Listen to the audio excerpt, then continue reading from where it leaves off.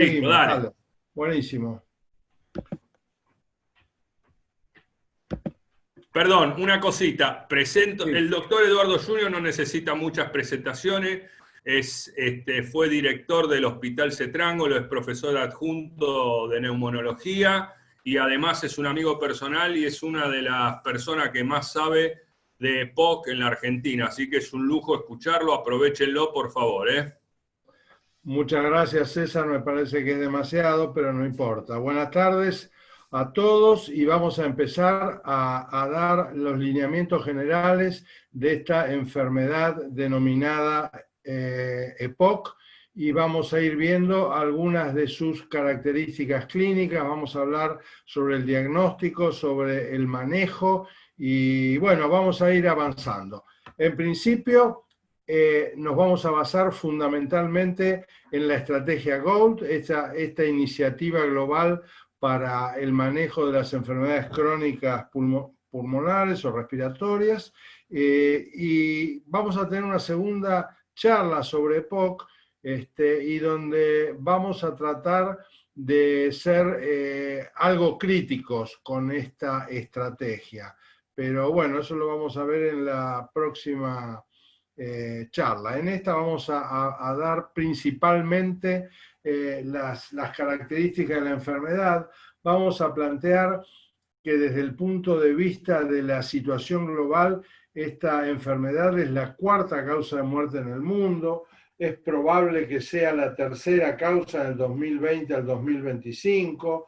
3 millones de personas murieron en el 2012. La verdad que es muy importante la morbimortalidad que genera, y esto tiene que ver fundamentalmente a dos motivos. Uno de ellos está dado por los factores de riesgo y el otro es el envejecimiento poblacional, que por supuesto hace que todas estas enfermedades crónicas se desarrollen con el tiempo. En una época donde la mayoría de los seres humanos se morían a los 50 años y tal vez fumaban, bueno, no tenían tiempo de desarrollar la enfermedad. Hoy, dado el envejecimiento poblacional, aparecen muchas enfermedades crónicas con una incidencia realmente importante. Además de hablar un poco de lo que pasa en el mundo, nosotros tenemos datos propios, tenemos datos en la Argentina, hemos hecho un estudio que se denominó EPOCAR, que es la prevalencia de la enfermedad pulmonar obstructiva crónica en 6 aglomerados urbanos de la Argentina. Hemos tomado las ciudades donde hay bueno, realmente son representativas de lo que es todo el país: la Capital Federal, el Gran Buenos Aires, La Plata, Rosario, Córdoba y Mendoza.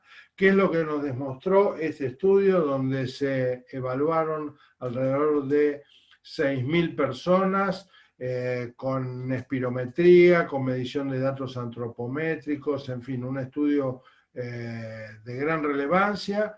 Nos demostró que el 14.5% de las personas mayores de 40 años padecen EPOC, lo que significa que serían alrededor de 2,5 millones de argentinos que padecen la enfermedad.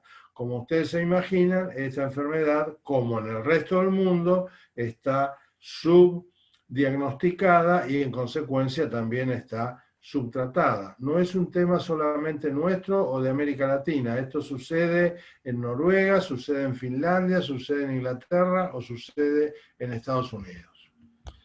Bueno, la estrategia GOLD definió ya en el 2017 o tal vez antes su estrategia a través de 6 capítulos. Vamos a comenzar con el primer capítulo, que es el de la definición, y esta definición es interesante porque es nueva, tiene meses, ha cambiado. Perdona, Eduardo, Sí, perdóname. No se están viendo las diapositivas. No sé si estás proyectando diapositivas. y las estoy mostrando, sí. No se ven, ¿eh? A ver, ¿cómo hacemos entonces? Esperá. ¿Por qué no Tenés se que ve? ir en la pantalla del Zoom, abajo, Esperá. hay un ítem que dice Share Screen. Ah, S-H-A-R-E, Screen. Sí, en el mío me sale en castellano. Compartir pantalla. Está abajo. Tiene una pantalla con una flechita. Esperá porque no lo tengo yo acá. Sí, abajo. Larga el cursor para abajo. ¿Vos tenés todas las imágenes? Sí, esperá. Apretás eso y sale la pantalla de tu computadora en lugar de tu cara. Que no es fea, ¿no? Pero ya quisiéramos ver alguna diapo. No, A ver, espérate porque acá tengo a mi hijo que me está dando una mano. Me dice que te tengo que... A ver, espera. Esperame un segundito, Eduardo. Así podés... Sí. Espérate.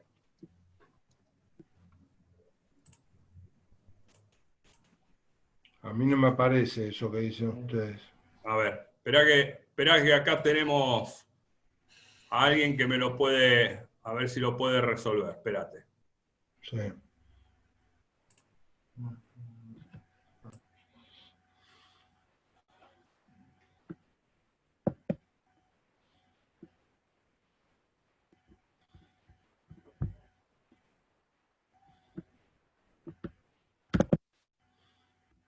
A ver. A ver si lo puede... Ahí está. A ver. ¿Qué hago ahora, Ahí, Fran? ¿ahí se ve? No. Tenés que poner el share screen o compartir pantalla. Abajo de todo, vos Pero llevas... no me figura. No figura. En My Personal Meeting, ahí, ID. No. ¿Dónde? Abajo, vos estás viendo la pantalla con todos los nombres de los alumnos, todo eso. No, yo esa no la tengo. No. Esa no la tengo. A ver. Vamos a ver si se lo muestro yo desde acá. A ver, espérate un Voy a segundito. compartir pantalla. Sí. Ahí, dale, Fran.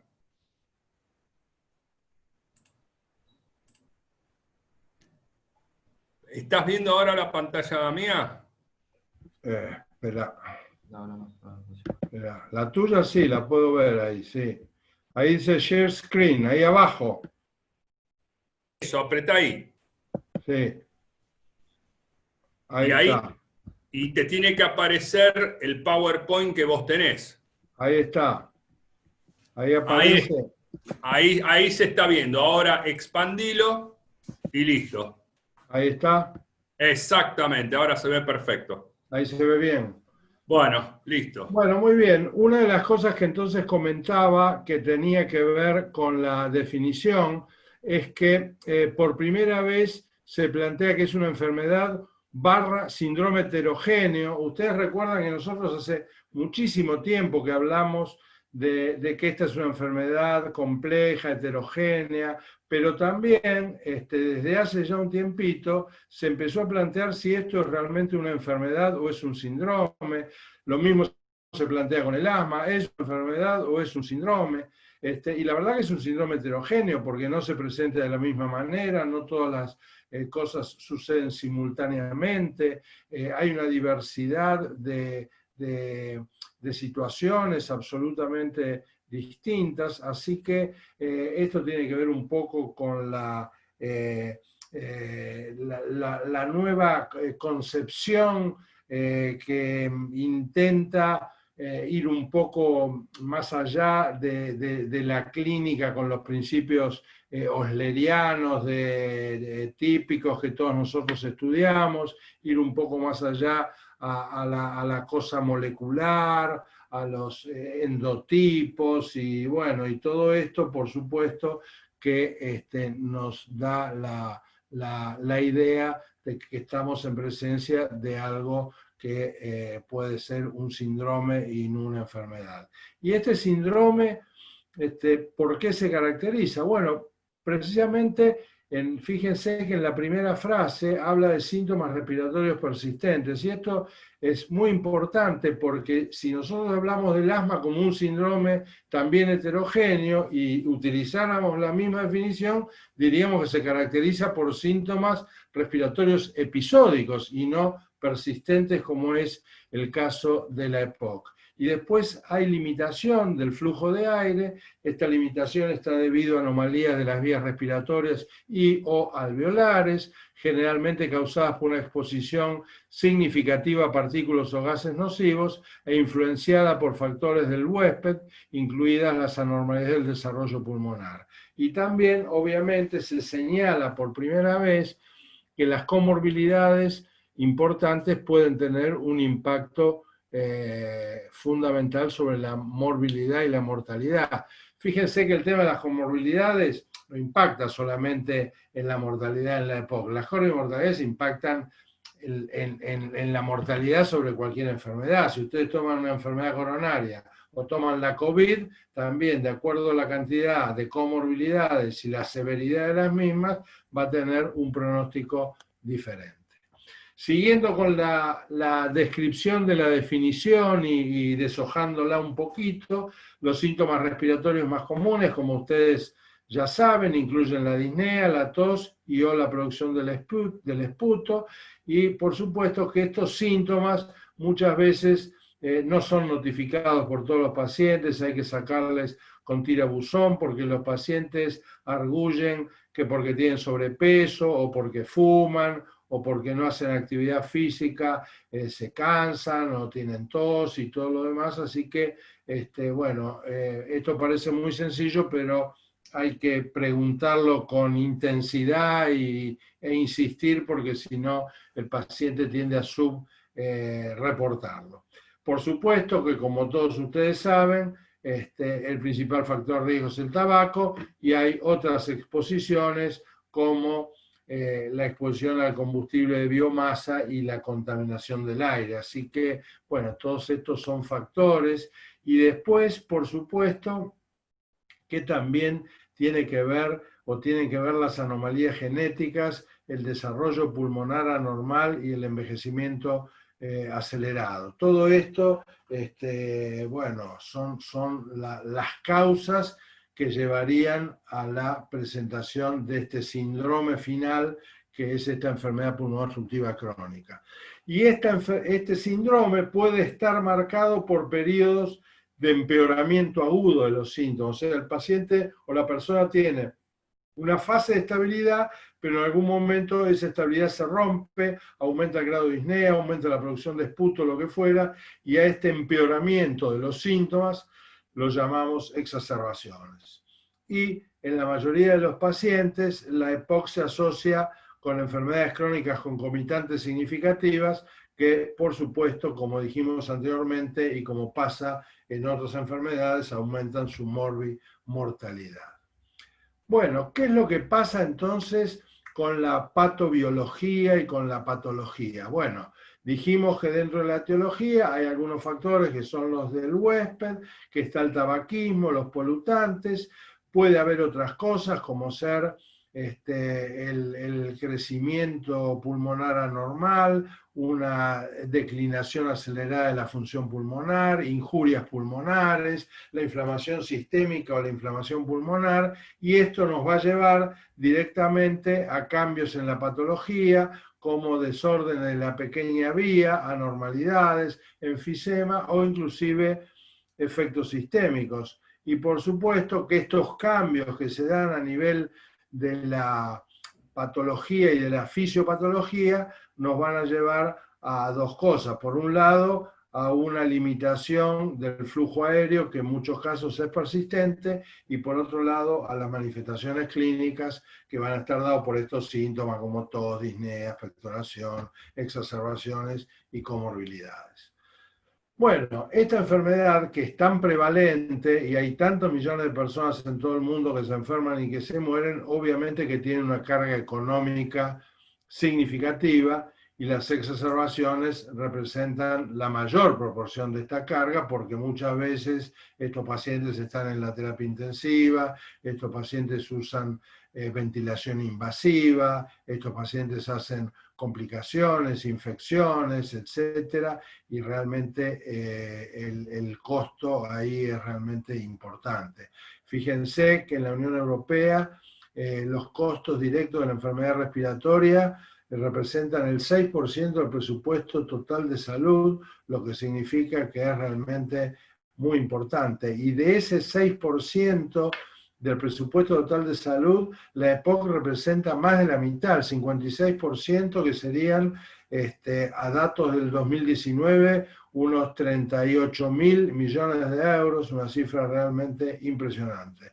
Y lo mismo en Estados Unidos, con una población algo menor, los costos directos son de alrededor de 32.000 millones y los costos indirectos de 20.000 millones, o sea, como ustedes ven, estamos hablando de miles de millones que se nos hace bastante difícil de compatibilizar con nuestra moneda casi inexistente, para decirlo, qué sé yo, gráficamente. Bueno, ¿cuáles son los factores que influyen en la progresión de la enfermedad? Hay factores genéticos, tiene que ver la edad y el género, el crecimiento y el desarrollo pulmonar, la exposición a partículas, el estatus socioeconómico, es un tema importante, por supuesto que aquel paciente que tiene acceso a la medicación, puede tener acceso a la oxigenoterapia, puede tener acceso a la ventilación no invasiva, puede tener acceso a la rehabilitación, o sea, aquella persona que tiene estatus socioeconómico mejor, obviamente que la enfermedad la va a ir llevando mucho mejor. Después está el asma y la hiperreactividad de las vías respiratorias, que pueden dar como resultado final la EPOC, la bronquitis crónica y las infecciones. Todas estas cosas influyen en la progresión y puede hacer que muchos de estos pacientes progresen más rápidamente. Entonces, para ir resumiendo todo esto, en la patología hay una inflamación crónica, hay cambios estructurales, estos cambios estructurales pueden llevar al enfisema, pueden llevar a la bronquitis crónica, en la patogenia hay un aumento del estrés oxidativo, hay desequilibrio de la proteasa antiproteasa, hay células inflamatorias, hay mediadores, hay fibrosis peribronquial e intersticial, y en la fisiopatología, por supuesto, que hay limitación del flujo de aire, hay atrapamiento aéreo, puede haber anomalías en intercambio de gases, hay hipersecreción mucosa y en algún grupete de pacientes, por suerte no muy elevado, puede haber hipertensión pulmonar secundaria de la EPOC, cosa que no es tan frecuente. Fíjense qué interesante cómo el FB1 puede, digamos, progresar de una manera diferente. En el cuadro de arriba, en el superior, que no sé si lo ven bien, que sería el TR1, ese sería el paciente absolutamente normal que tiene una leve declinación con el correr de los años y punto final. Ahora, el segundo, que es el TR2, que es el amarillo, que tiene una declinación mucho más importante que el primer caso, son pulmones pequeños, pero no tienen EPOC, y hay una disminución importante, pero no tan marcada como en el grado 4, en el TR4, que son pulmones pequeños, pero que estos llevan a la EPOC. Y el TR3, que está arriba, son un FB1 normal, pero tiene una declinación muy rápida que lo lleva a la EPOC. Así que esto también, cómo progresa, lo que nos muestra es que es muy heterogénea y que la declinación del FB1 está dado por múltiples y complejas interacciones de los genes con la exposición ambiental y con los factores de riesgo. Y esto en realidad uno podría decir que no se aplica solamente a la EPOC, sino que hay muchas enfermedades crónicas que tienen que ver con esto, y entre ellas algunas de las respiratorias como el asma, posiblemente también, ¿no? Donde está lo genético, lo ambiental, lo individual, en fin, son todas interacciones muy complejas. Bueno, más o menos hablamos de la introducción, de lo que es la nueva definición, la descripción de la enfermedad, un poco de la epidemiología en el mundo y en la Argentina. Vamos a pasar al tema del diagnóstico y la evaluación inicial. Esto yo sé que muchos de ustedes lo deben conocer y bastante bien tal vez.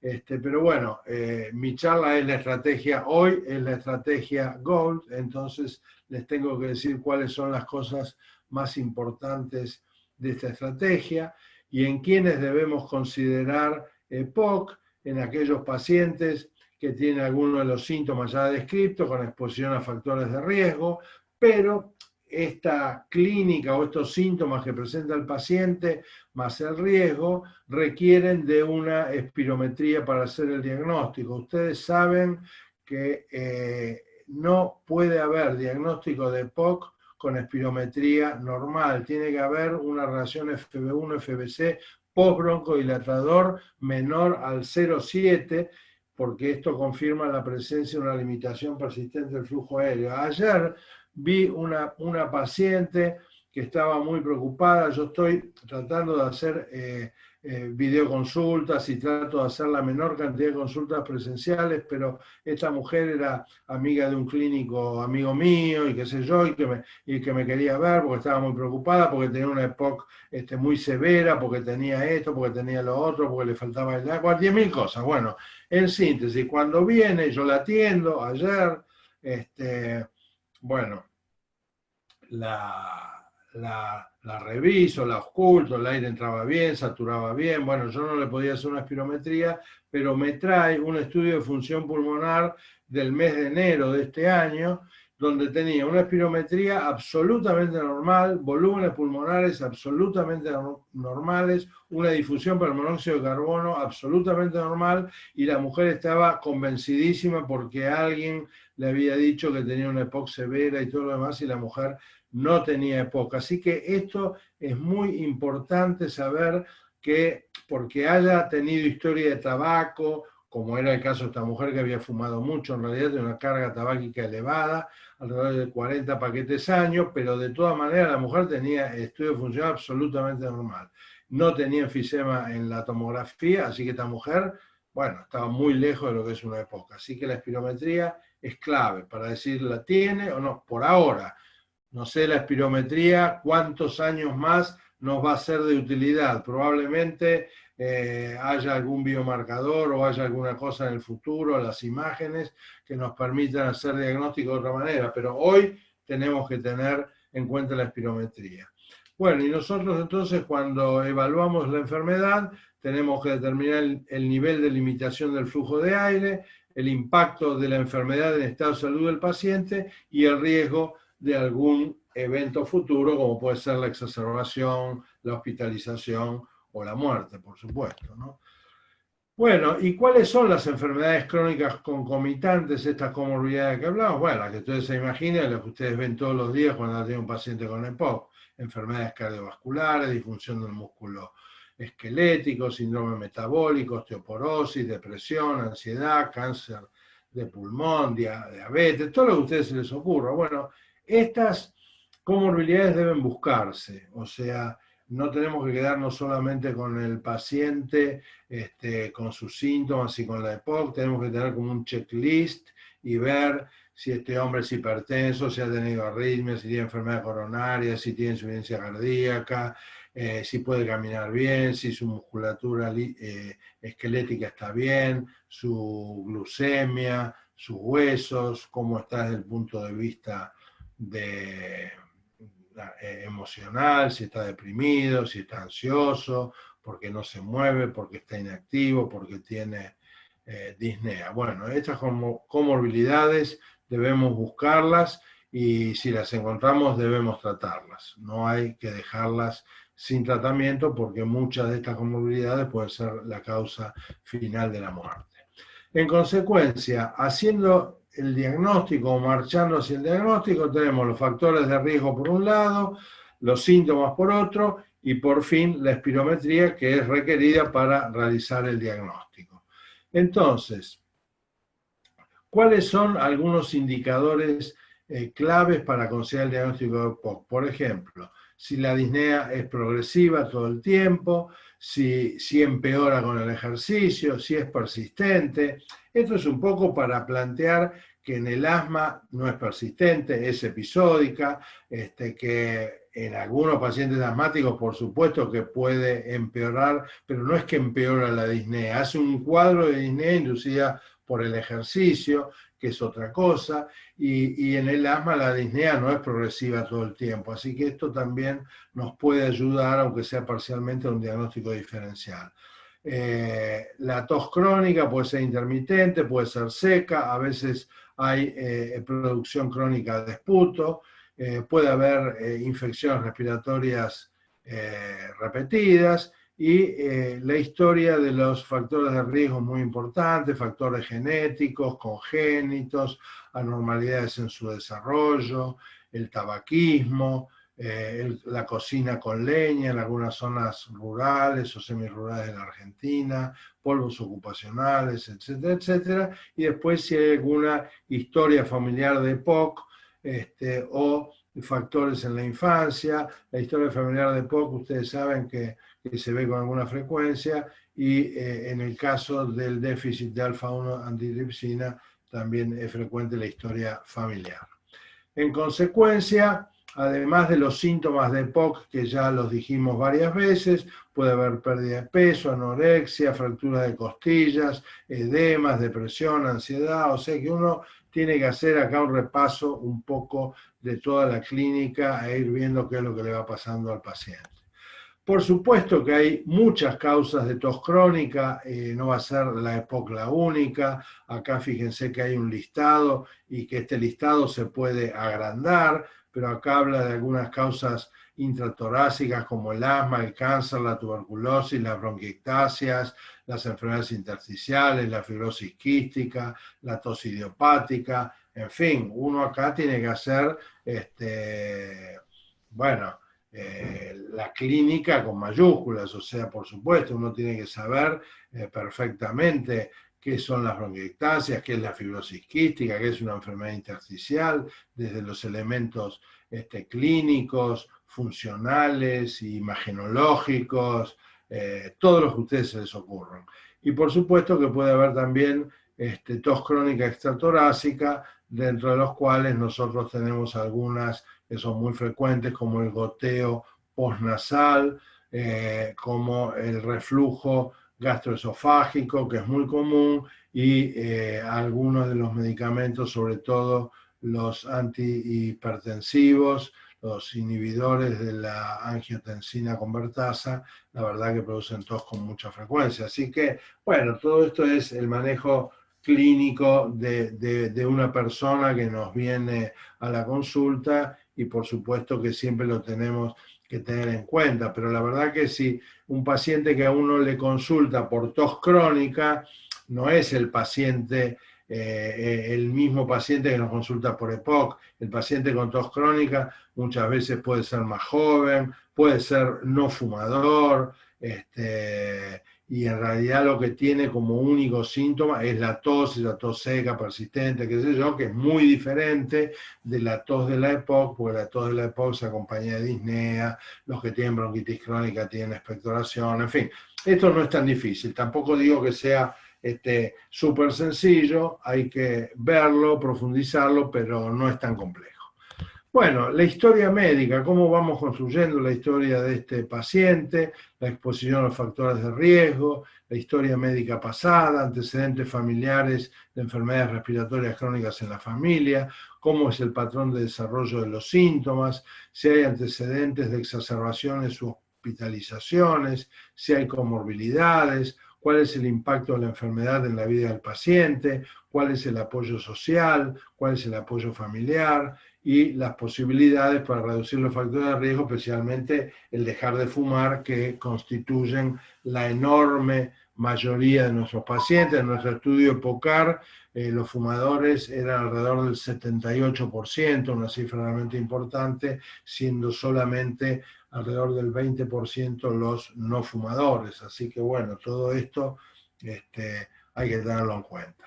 Bueno, esta espirometría es la espirometría de obstrucción, por supuesto que ustedes deben haber visto muchos, donde la relación F1-FBC es menor de 0,7 y estamos hablando de un patrón obstructivo, y por otro lado tenemos una espirometría normal con una relación de 0,8.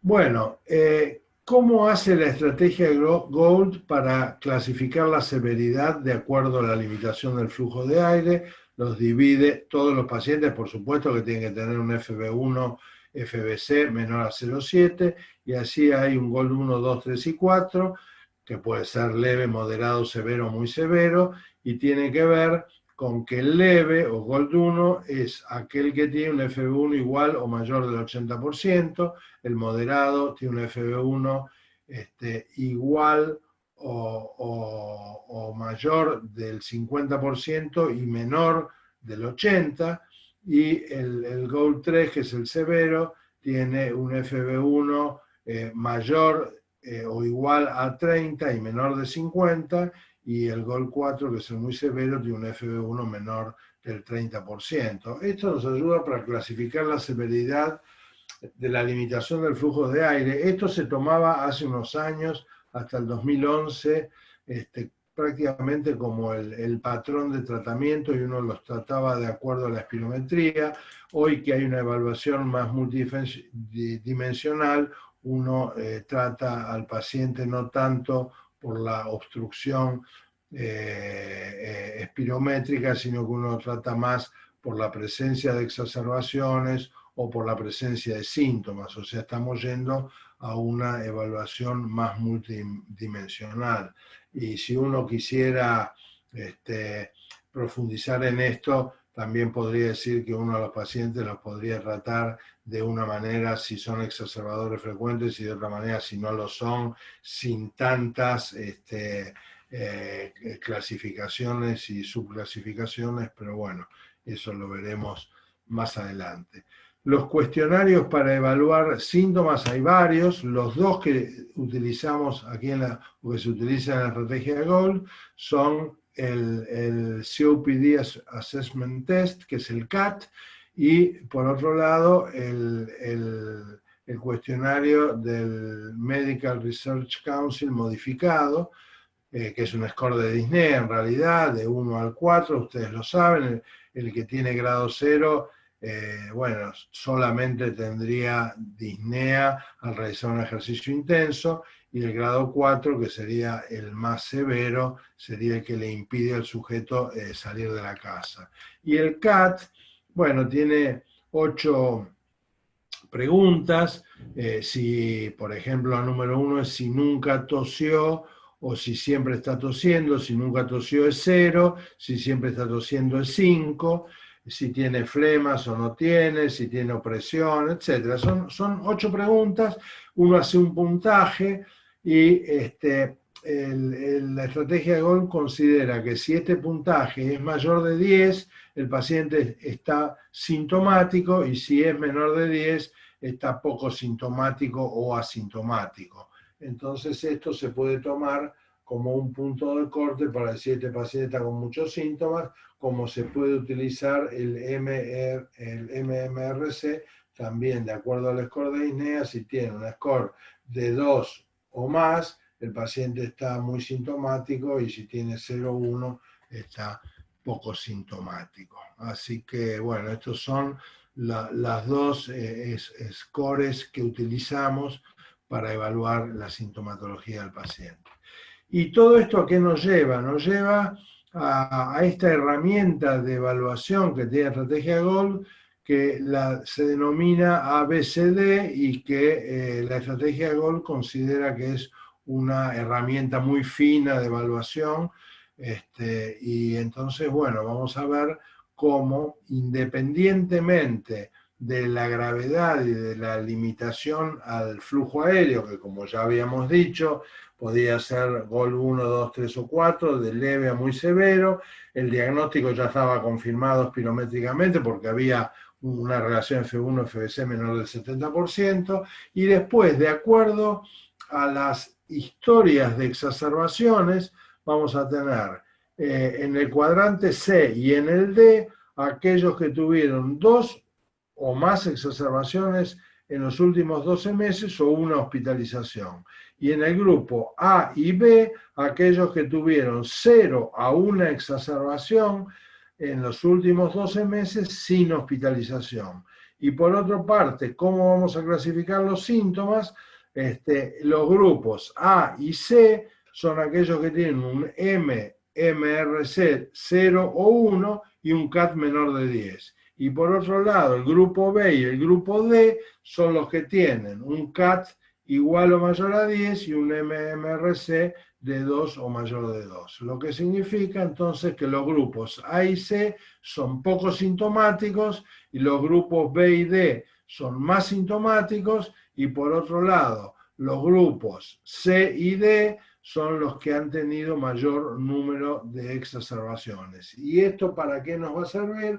Porque después vamos a ver cómo en cada uno de estos cuadrantes, en cada una de estas letras, van a tener un tratamiento determinado, o por lo menos la estrategia GOLD, esto es lo que pretende.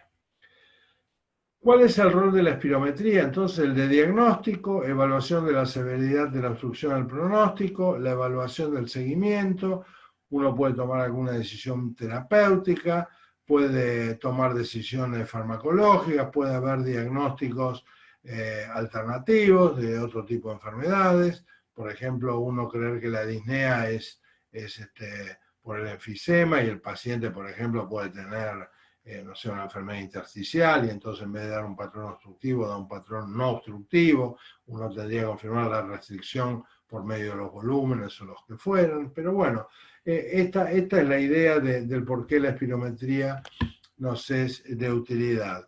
Un pequeño comentario de la deficiencia de 1-altitripsina. Estos pacientes en general pueden ser menores de 45 años, tienen un enfisema que es un enfisema panlobulillar, con compromiso a veces de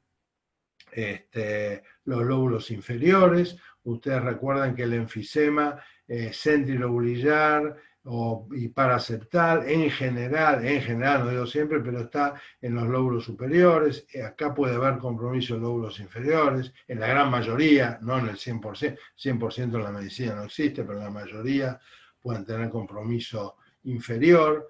Y una recomendación muy interesante de la OMS es que todos los pacientes con diagnóstico de EPOC hagan por lo menos una vez en la vida un dosaje de alfa-1 antitripsina. Y por supuesto que si la concentración es baja, es altamente sugestiva de deficiencia homocigótica, y bueno, uno tendrá que tratar de fenotipificar el tipo de deficiencia. Vamos a entrar entonces al capítulo 3, que habla de las evidencias que apoyan las terapias de prevención y de mantenimiento. Terapia de prevención y mantenimiento. Dejar de fumar es clave, por supuesto, que es absolutamente clave. Fíjense que esto, que es del año 2019, habla de que la efectividad y seguridad de los cigarrillos electrónicos como ayuda para dejar de fumar es incierta. Bueno, hoy ya esto no es incierto, esto hoy ya lo tenemos que archivar, es peligroso, no se puede permitir que nuestros pacientes vapeen o que usen cigarrillos electrónicos.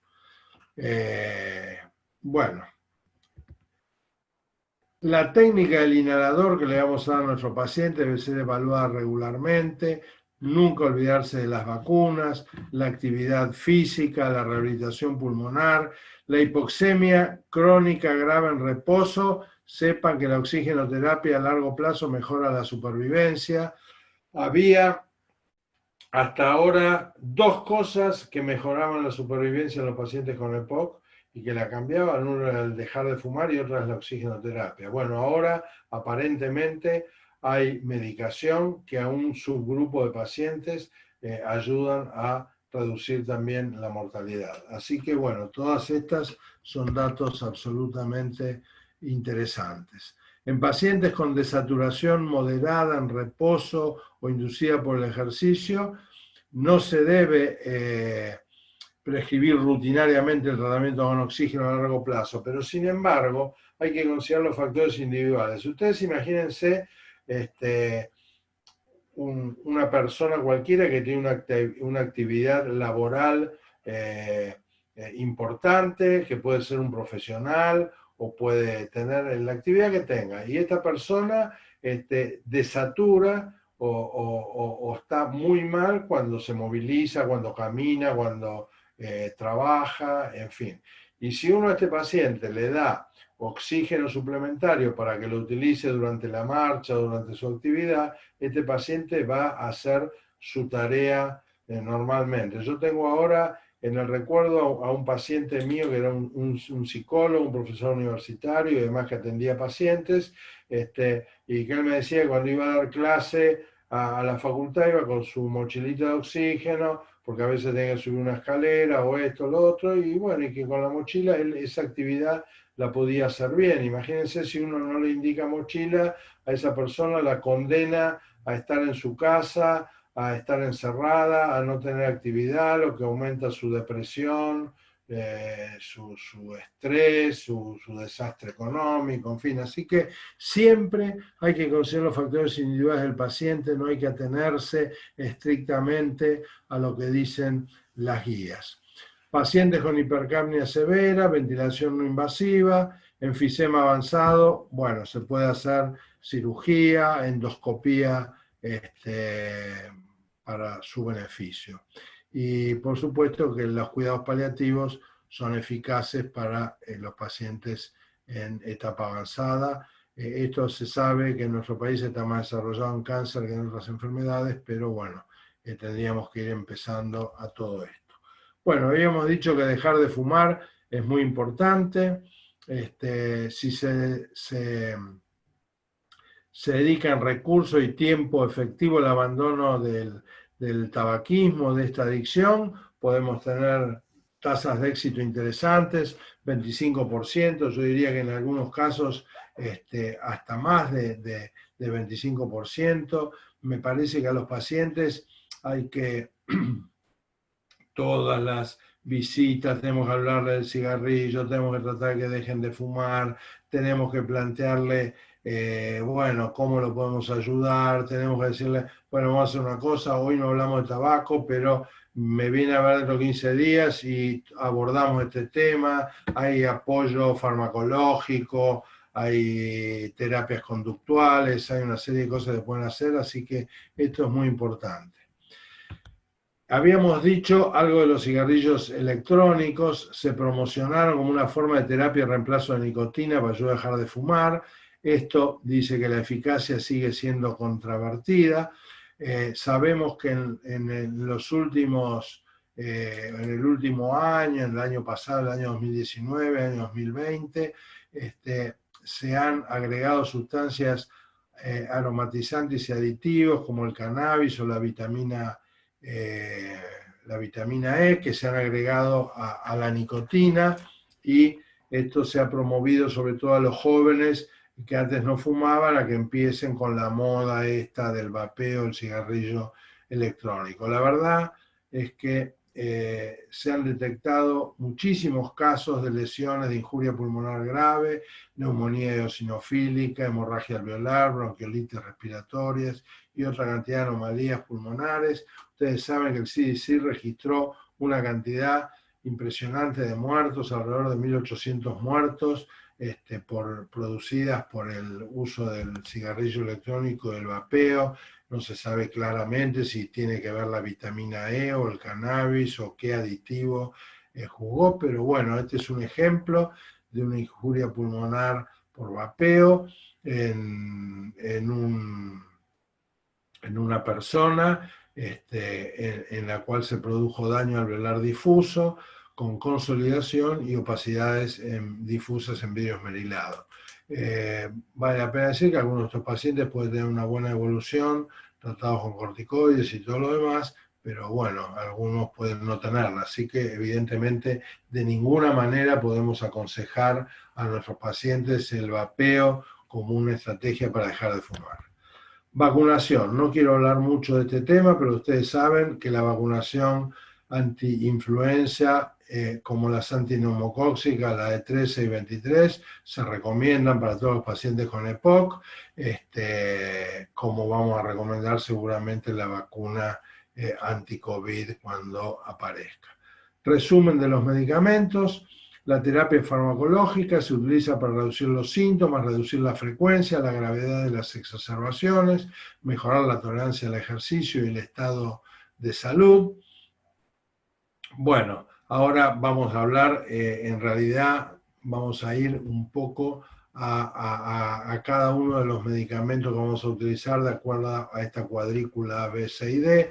Cuidados paliativos, un poco lo que dijimos anteriormente, todavía esto no está muy desarrollado en nuestro país, pero por lo menos para EPOC, ¿no? Digo, se utiliza más para otro tipo de enfermedades como el cáncer, pero tendríamos que tratar que en todas nuestras unidades neumonológicas, además de tener gente dedicada a los pacientes con cáncer, estén también dedicados a pacientes con EPOC o pacientes con fibrosis pulmonar.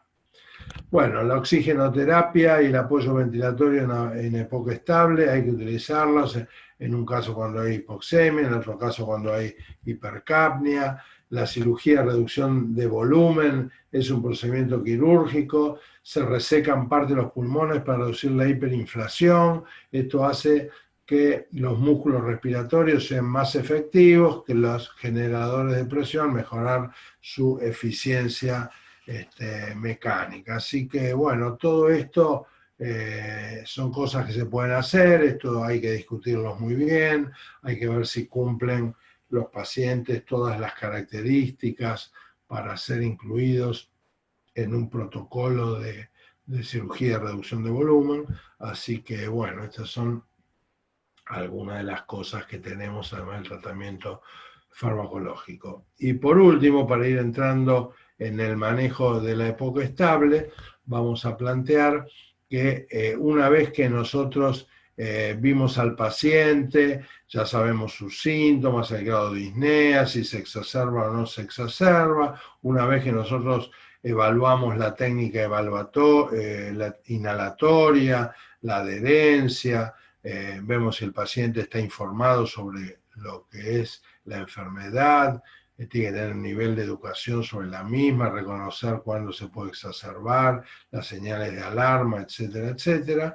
Y bueno, y nosotros podemos ajustar el tratamiento, podemos hacer a la manera del asma un escalado o un desescalado, podemos cambiar el dispositivo inhalador, podemos cambiar la molécula, o sea, nosotros podemos utilizar monoterapia, podemos usar broncodilatación doble, podemos utilizar triple terapia, y esto lo vamos a ir haciendo de manera individualizada en cada paciente, o sea que vamos a ver en qué grupo está y de acuerdo a esto le vamos a ir administrando el tratamiento que nos parece más conveniente. Bueno, el año pasado hizo dos cambios claves la estrategia GOL que son muy importantes. Uno es el tratamiento inicial. Esto es el tratamiento que hay que hacer y después puede haber en este tratamiento inicial estrategias de escalada o reducción progresiva, uno lo irá viendo, pero, perdón, ya me estaba adelantando al final. Bueno.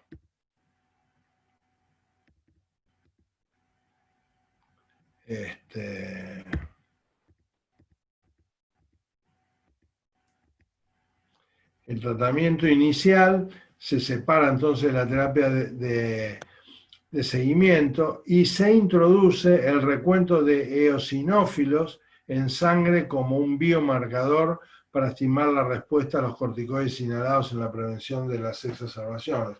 Esto es muy importante porque nosotros no teníamos ningún biomarcador en EPOC. Ustedes saben que, bueno, muchas veces en las enfermedades uno tiene una troponina, tener esto, lo otro, ayuda. Nosotros nos manejamos un poco a ciegas y este recuento de eosinófilos nos ha venido bien porque nos ayuda a saber a qué pacientes le podemos dar corticoides, a qué pacientes no, así que todo esto es muy importante. Entonces, de acuerdo a esa cuadrícula y a los grupos A y B, que serían los grupos con menor cantidad de exacerbaciones, serían pacientes menos graves. El grupo A son aquellos pacientes que prácticamente no tienen síntomas, a esos les podríamos dar solamente un broncodilatador, que tendríamos que ver si es un... Hoy se prefieren más los broncodilatadores de acción prolongada que los de acción corta, pero bueno, esto es lo que podríamos dar. En el grupo B, que son los que tienen más síntomas, dar un broncodilatador de acción prolongada. En el grupo C, dar un broncodilatador de acción prolongada. Son aquellos ya que tienen exacerbaciones o que han requerido una hospitalización, pero que tienen pocos síntomas. Este grupo es muy pequeñito, este grupo casi no existe en la práctica. A este grupo le podríamos dar solamente anticolinérgicos de acción prolongada. Y el grupo D, que es un grupo pequeño, pero es el más severo, porque son pacientes que tienen muchos síntomas y además han tenido alguna internación o dos exacerbaciones en los últimos 12 meses, nosotros le podemos dar LAMA o LAMA más LABA o corticoides inhalados más LABA, y también le podríamos dar la triple terapia con LAMA, LABA y corticoides inhalados, y ahora vamos a ver más adelante qué cantidad de eosinófilos tienen este grupo de pacientes. Pero para el tratamiento de aquellos pacientes que los tenemos que seguir, nosotros tenemos, de acuerdo a esta cuadrícula de tratamiento que le hicimos, si la respuesta al tratamiento inicial va bien y el paciente mejoró un montón, nosotros seguimos con ese tratamiento. Lo mantenemos y vemos. Ahora, pero si el paciente no respondió, el paciente está peor, bueno, consideramos cuál sería el rasgo tratable predominante para tratar.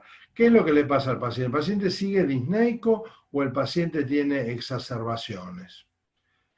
¿O tiene ambas? Bueno, esto es lo que tendríamos que tener en cuenta. Entonces, por ejemplo, si el paciente tiene disnea y el paciente estaba solamente con un broncodilatador, con un LABA o con un LAMA, lo podemos pasar a la asociación de LAMA o más LABA más LAMA. O sea, un antimuscarínico más un beta-agonista de acción prolongada. Y acá tenemos que ver si el paciente fue más o menos bien o qué es lo que pasa, porque por supuesto que también nosotros podemos pensar perfectamente que el paciente puede tener una disnea que sea de otra causa. No todas las causas se pueden deber exclusivamente a la EPOC. El paciente puede estar, por ejemplo, con un trombolismo pulmonar, o puede estar con un cáncer de pulmón que le está oprimiendo o cerrando un bronquio, o el paciente puede tener un cuadro cardíaco, una arritmia, lo que fuera. Entonces, bueno, uno puede ver si hay otras causas de disnea. Ahora, si el paciente tiene, por ejemplo, más de 300 eosinófilos, o por lo menos más de 100, y dos exacerbaciones moderadas o una hospitalización, uno le podría dar al paciente corticoides inhalados más LABA. Pero si el paciente no mejora, bueno, nosotros tendríamos que darle la triple terapia con LABA, LAMA y corticoides inhalados. Ahora, si el paciente tuviera alguna respuesta inadecuada al corticoide inhalado o tuviera un efecto adverso como una neumonía, pues nosotros tendríamos que considerar la desescalada del corticoide inhalado. Y un poco con las exacerbaciones pasaría más o menos lo mismo. Lo único que si el paciente tiene menos de 100 eosinófilos, no se recomienda usar corticoides inhalados porque puede aumentar el riesgo de neumonía y porque no le va a ser efectivo. O sea que la triple terapia, si tiene menos de 100, no le va a funcionar bien, y los corticoides no estarían indicados. y bueno, y ahí tendríamos que considerar otra medicación, tipo los inhibidores de la fosfodiesterasa 5, como el roflumilast, en aquellos pacientes que tienen bronquitis crónica, un FeB1 menor del 50%, y la citromicina trisemanal, sobre todo en exfumadores. Pero bueno, de todo esto lo que vamos a sacar es que el eosinófilo es un biomarcador interesante, que lo tenemos que dar en aquellos pacientes que tienen más de 300 eosinófilos sin problema. Incluso los que tienen entre 100 y 300 los podemos utilizar, y no es conveniente utilizarlo en los que tienen menos de 100. Bueno, todo esto son, bueno, es el tratamiento de seguimiento. Vamos a ir un poquito más rápido porque si no... Bueno, ¿cuáles son los objetivos del tratamiento de la EPOC? Reducir los síntomas y reducir los riesgos. Dentro de reducir los síntomas hay que tratar de aliviarlo, que el paciente esté lo más cercano a la normalidad posible, mejorar la tolerancia al ejercicio, el estado general de salud, y con respecto a la reducción del riesgo, prevenir la progresión, prevenir y tratar las exacerbaciones y reducir la mortalidad. Todo esto es absolutamente importante y mandatorio. Ahora, para el manejo de esta enfermedad, nosotros debemos basarnos en una evaluación individualizada de los síntomas y el riesgo de exacerbaciones. Es lo que decía anteriormente, un paciente que está muy poco sintomático, la verdad es que no debe estar repleto de medicamentos. Un paciente que tiene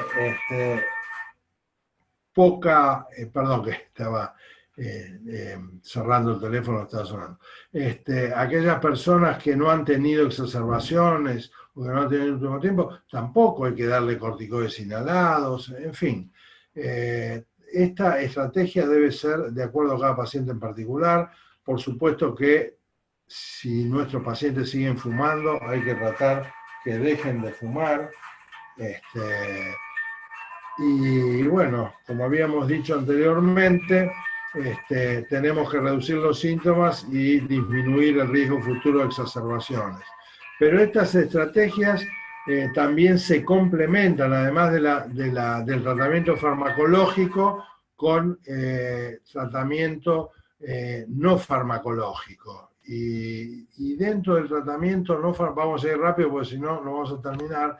Dentro del tratamiento no farmacológico tenemos que tener en cuenta la educación, la actividad física, los programas de rehabilitación pulmonar, entrenamiento de ejercicios, los cuidados paliativos, el soporte nutricional, la vacunación, la oxigenoterapia. Como ustedes ven, el tratamiento no farmacológico es tan importante como el tratamiento farmacológico. A nosotros de nada nos vale darle el mejor tratamiento al paciente si el paciente está sentado en su casa viendo televisión las 14 horas del día o las 24 horas del día, no moviéndose, no haciendo nada, pesando, teniendo un índice de masa corporal elevada.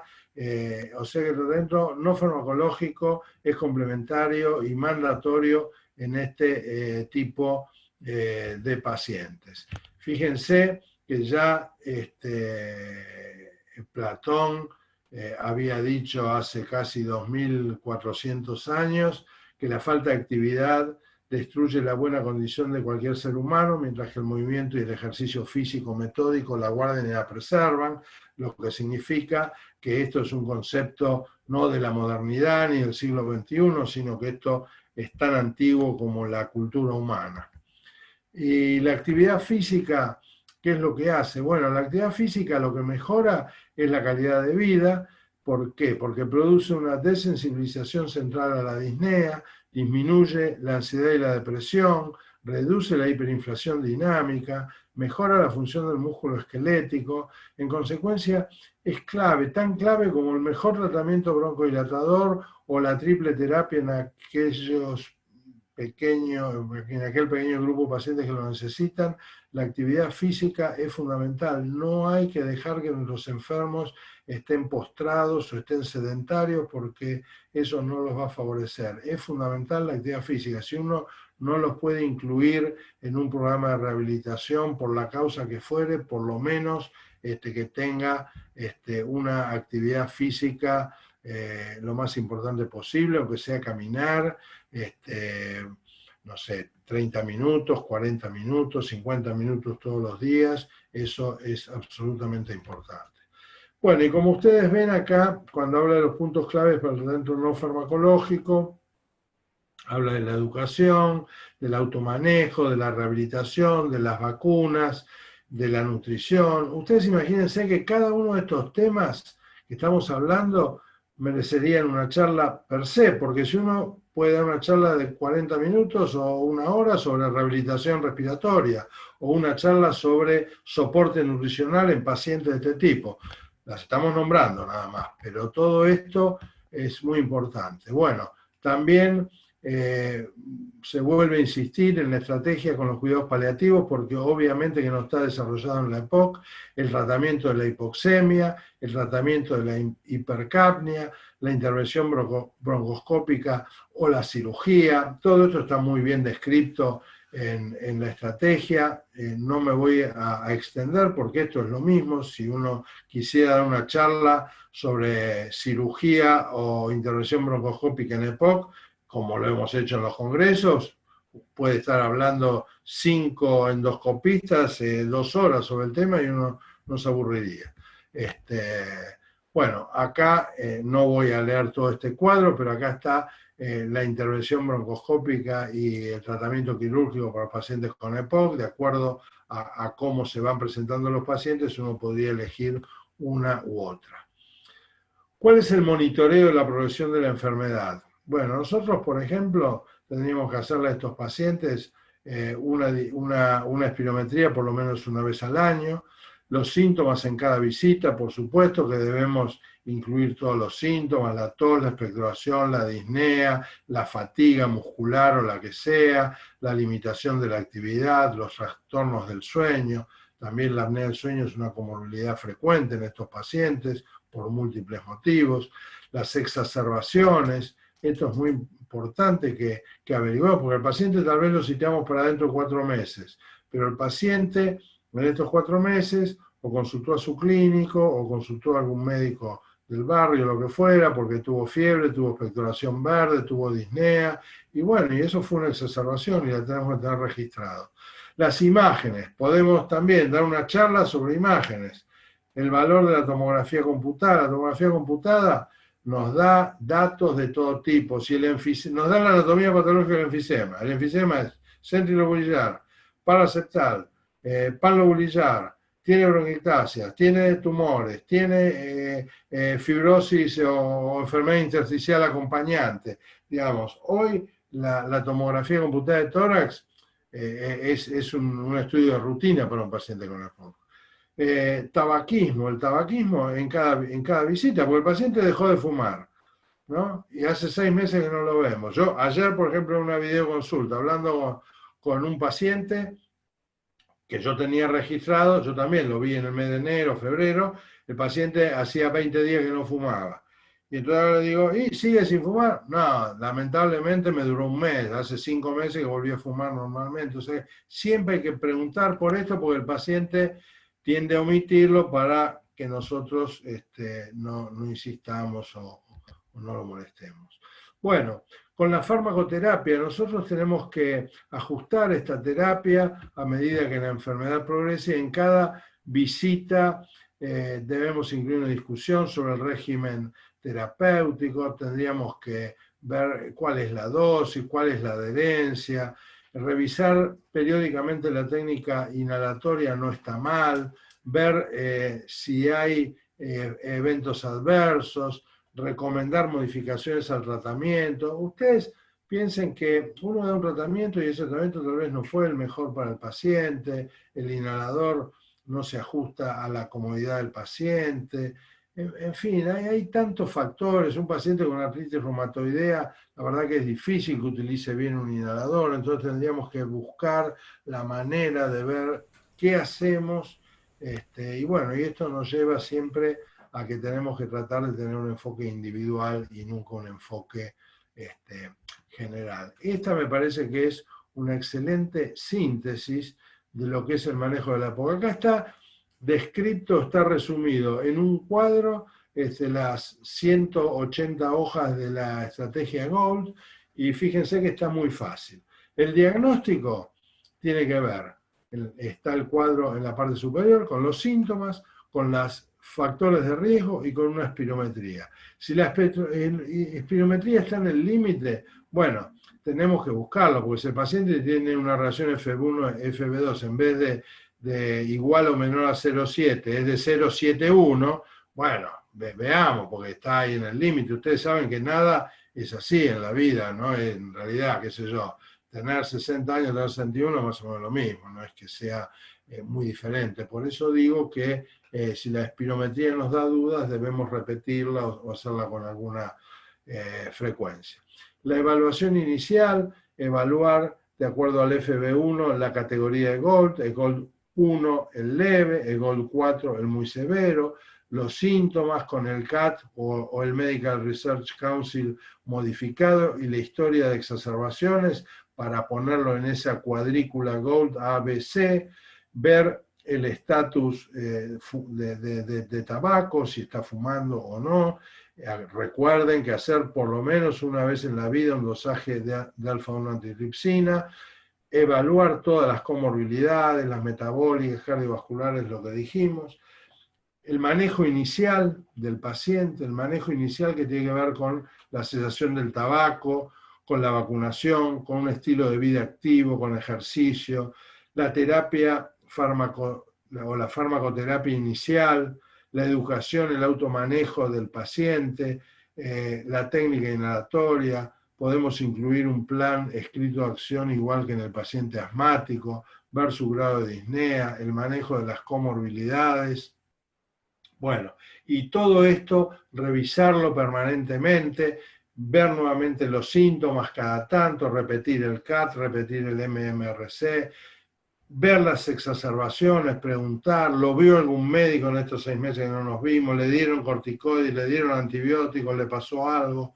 Ver si dejó de fumar realmente, si no hay otros factores de riesgo, si cumple correctamente con la técnica inhalatoria, si es adherente, si el paciente realiza actividad física, si realiza ejercicio, si necesita rehabilitación pulmonar, cuáles son las herramientas que le podemos dar de automanejo, se la damos por escrito, qué es lo que hacemos.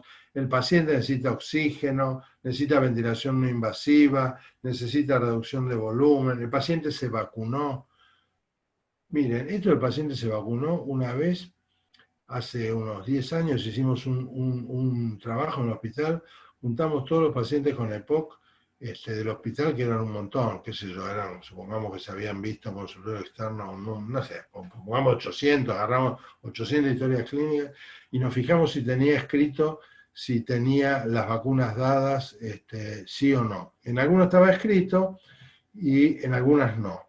Entonces, como la que estaba escrito no sabíamos si el paciente se había vacunado o no, lo que hicimos fue llamar por teléfono a toda esa cantidad de pacientes. Bueno, entonces algunos se la habíamos indicado y el paciente no se las había dado por diferentes motivos, pero en muchos de ellos nosotros no se le habíamos indicado la vacuna. O sea, un equipo de neumonólogos que en un porcentaje de pacientes, para decir el 25%, no le había indicado la vacuna. ¿Por qué no le había indicado la vacuna? Porque ignora que no, es por falta de tiempo, porque tiene consultorio externo 28 pacientes, están corriendo 10 minutos, 5... Bueno, todo lo que ustedes se imaginan, pero la verdad es que no todos los pacientes estaban vacunados. Había un 25 o 30 pacientes que estaban vacunados, pero porque ni siquiera nosotros, médicos neumonólogos, le habíamos indicado la vacuna. Así que siempre revisar el plan de vacunación, manejar las comorbilidades, no se olviden de hacer por lo menos una vez por año una espirometría,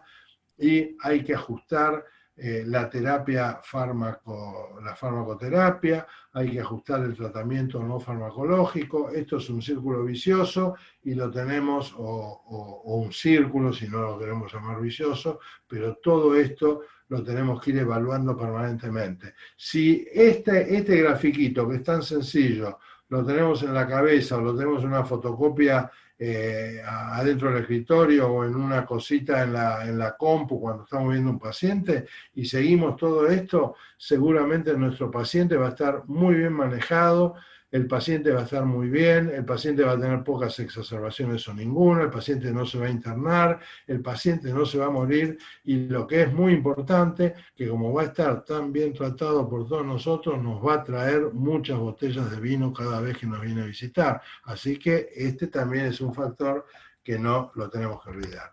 Y por último, todo esto yo lo saqué del sitio web de la Estrategia Gold, donde todo esto está mucho mejor explicado, o por lo menos en extensión que lo que yo les pude tratar de resumir, así que pueden acceder ahí.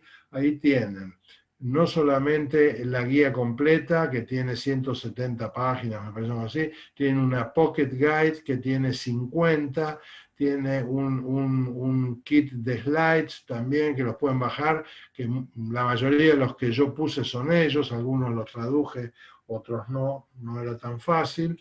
Y después tienen, si ustedes quieren bajar la app en el teléfono, tiene la Pocket Guide en español, o sea que directamente está muy fácil, porque eso es fácil, porque si uno le quiere dar algún instructivo a algún paciente o lo que fuera, me parece que es muy útil. Así que, bueno, este es un recurso que tenemos, que me parece que está bueno que lo usemos y tenerlo a mano, tener la app, tener todo esto, tener el CAT, el MMRC. Yo esto lo tengo habitualmente en el consultorio en la compu, tengo ahí como en un lugarcito, entonces lo abro, se lo muestro al paciente, lo marco, en fin, para no tenerlo impreso, no tener papeles. Tal vez uno lo puede tener en la compu o en el teléfono, y entonces, bueno, eso se hace más llevadero. Bueno, espero que no se hayan dormido todos, que, bueno, que hayan aprovechado algo de esto. Y yo lo que les quería decir, ustedes saben que gold quiere decir oro, y lo que les quería decir es que no todo lo que brilla es gold, o sea que en la próxima que hablemos de EPOC vamos a hablar más de la individualización de los pacientes, de un tratamiento más personalizado. Ustedes piensen que este tipo de estrategias son en general, son también para uso de médicos poco expertos, tal vez en el manejo de las enfermedades respiratorias o para los clínicos, pero nosotros muchas veces, con nuestra especialidad, con nuestra experiencia y con lo que vamos construyendo después de ver tanta cantidad de pacientes, van a ver que muchas veces estas guías no las cumplimos, pero no es que no las cumplimos porque somos malos médicos, sino que no las cumplimos porque somos mejores médicos, porque tenemos juicio propio, porque tenemos pensamiento crítico, y todo eso nos ayuda a que muchas de las cosas que pasan en la medicina, primero las hacemos los médicos. Los médicos transmitimos la experiencia positiva, la toman los expertos las escriben, y escriben algo que nosotros hace 5 años que lo hacemos, digamos. O sea, tanto que se habla de la actividad física en los últimos tiempos, y bueno, y esto ya lo plantea Platón, o sea que la verdad es que otra cosa que es importante, y termino. Muchos de quienes escriben estas guías, estas u otras, de asma, de neumonía, de cáncer, les digo para que ustedes lo sepan, hace 25 o 30 años que no ven un paciente. Cuidado con eso también, porque eso también produce sesgos. Esto es como una autoridad sanitaria en un escritorio planteando recomendaciones, y otras somos nosotros en el campo de batalla, resolviendo las contradicciones y los problemas cotidianos. Así que, independientemente de las guías, independientemente de la buena intención de estas guías, que es sembrar conciencia y hacer todos más o menos lo mismo, como médicos, como responsables del cuidado de cada uno de nuestros pacientes, tengamos pensamiento crítico, hagamos lo mejor para cada paciente, tratemos obviamente de cumplir las reglas, no le vamos a dar a un paciente que ha hecho 3 neumonías en los últimos tiempos corticoides inhalados, por ejemplo, ¿no? O sea, cumplamos, pero siempre pensemos que hay un tratamiento individual para cada paciente. Bueno, muchas gracias a todos. César, sos un amigo, sos un compañero de muchos años, así que bueno, muchas gracias por la presentación y por todo, y quedo abierto si me quieren hacer las preguntas, me las pueden hacer ahora, si quieren, me las pueden mandar por mail, lo que quieran, digamos, estoy abierto y a disposición. Bueno, gracias, Eduardo. Bueno, la charla es perfecta, de eso no cabe duda, es un tema que vos manejás muy bien desde hace muchos años, y fuiste vos uno de los pioneros de traer el gol acá a la Argentina. Yo eso lo recuerdo muy bien en la década del 90. Eso indica que estamos un poco grande. Igual vos sos un poquito más grande que yo. Un poquito. Mucho más, mucho más. Yo soy personal de riesgo. Yo soy... Siempre fui de riesgo, pero ahora mucho más. Vos lo decís por el vino tinto. Exactamente, pero ese está muy bueno porque cada vez le descubren mayores propiedades antioxidantes, mayores propiedades. Ahora parece que también te previene parcialmente el COVID. O sea, bueno, yo no voy a decir que lo usen como el dióxido de cloro, pero digo, parece que tiene, en sus taninos tiene algunas cosas buenas. Ya lo decían los griegos y los romanos del vino, así que no. Bueno, más allá de todo, de esta broma, para distendernos un poco, yo no sé si alguien querrá hacer alguna pregunta, me lo puedo hacer por el chat, yo lo tengo acá abierto. Y lo que sí yo quería era decir 2 o 3 cositas. Me gustó mucho lo que dijiste lo último de las guías, porque las guías son eso, son guías, no son ni normas ni leyes que se tienen que cumplir a rajatabla. Sirven para que todos más o menos hablemos un mismo idioma. Si yo te derivo a vos un paciente EPOC Gold 2, más o menos sabemos que estamos hablando de lo mismo. Pero que la realidad es que el tratamiento o la conducta que uno vaya a tomar la decide en el momento en que uno está frente al paciente. Esto yo se lo digo a los residentes, digo, las guías sirven para el choice de ingreso a la residencia, para el examen final, pero no son más que eso, guía. Uno tiene que evaluar al paciente.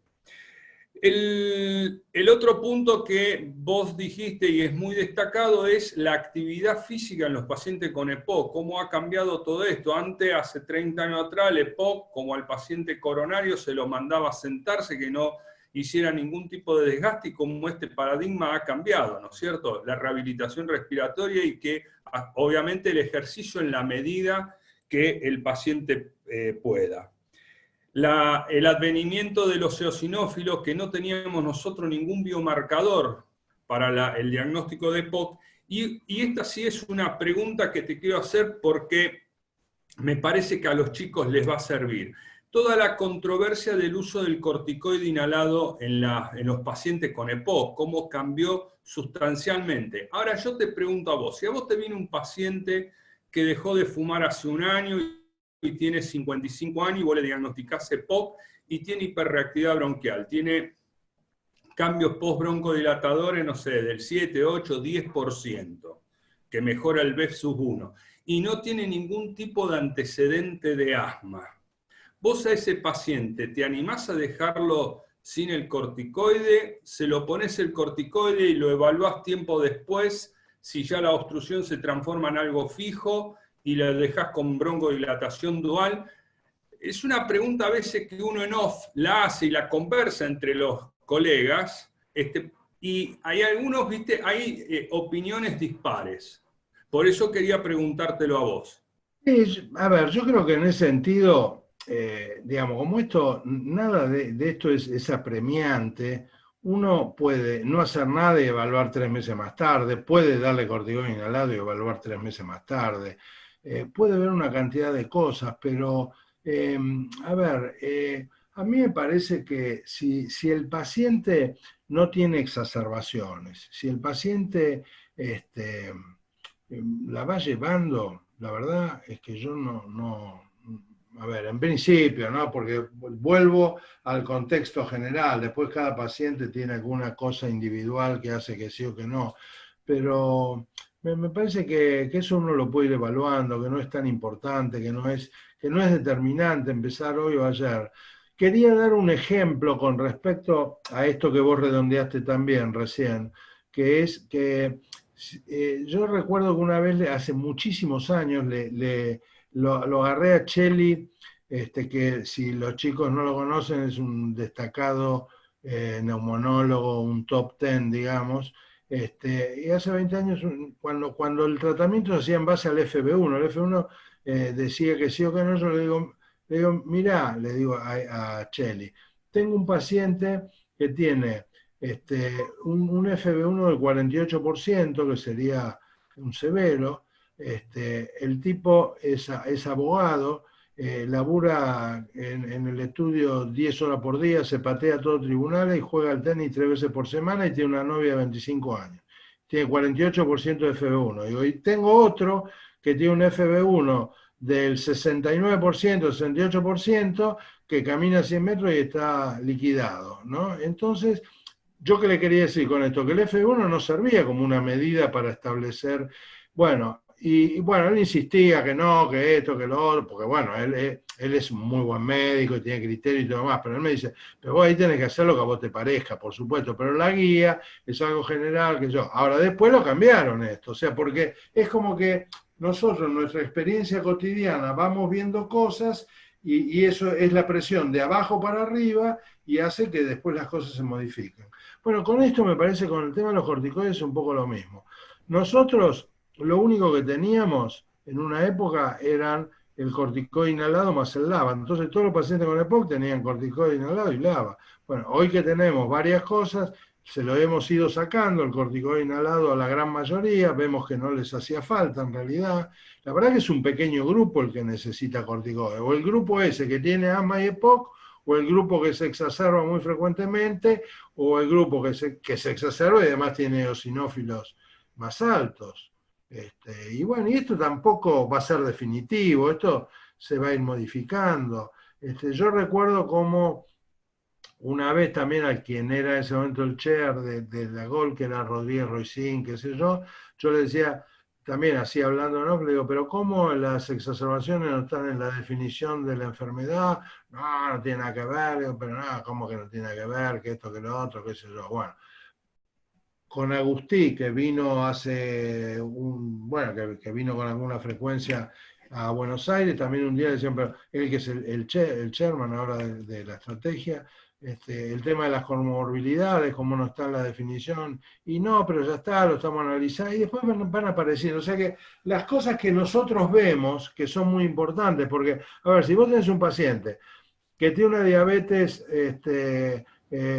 insulino requiriente, si vos tenés un paciente cardiovascular que tiene 4 stents y es hipertenso y está fibrilado, y la verdad es que ese paciente es un paciente gravísimo, digamos, ¿no? Y bueno, ¿y qué lo voy a tratar? ¿Con una monoterapia? No sé, me parece que uno ahí ve cada caso en particular y va decidiendo, ¿no? Acá una de los chicos pregunta algo. Dice, sí. Te pregunta, ¿recomendaría el uso de oxigenoterapia a pacientes con EPOC avanzado y que continúa fumando?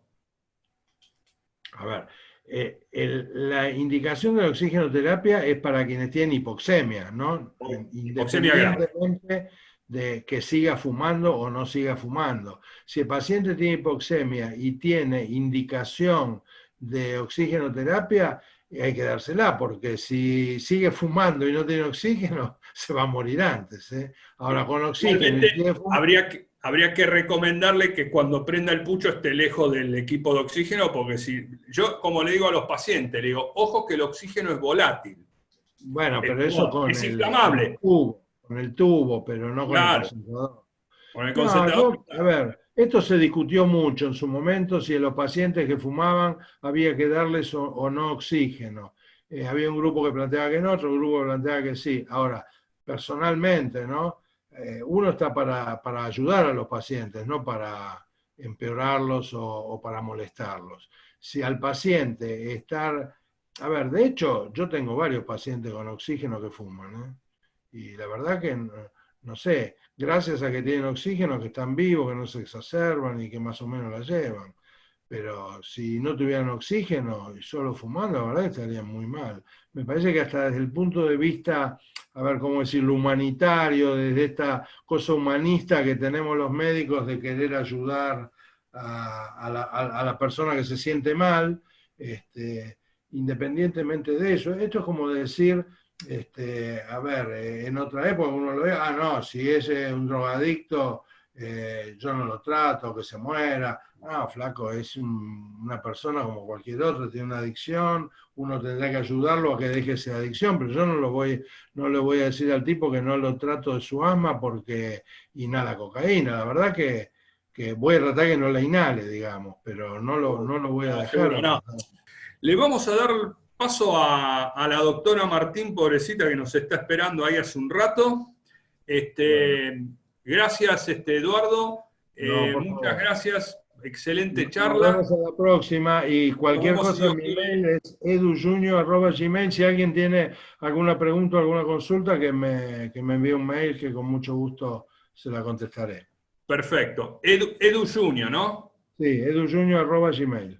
Perfecto. Bueno, Eduardo, que tengas buena semana, gracias. También un abrazo grande, beso a la familia. Chao. Gracias, igualmente. Saludo a tu señora.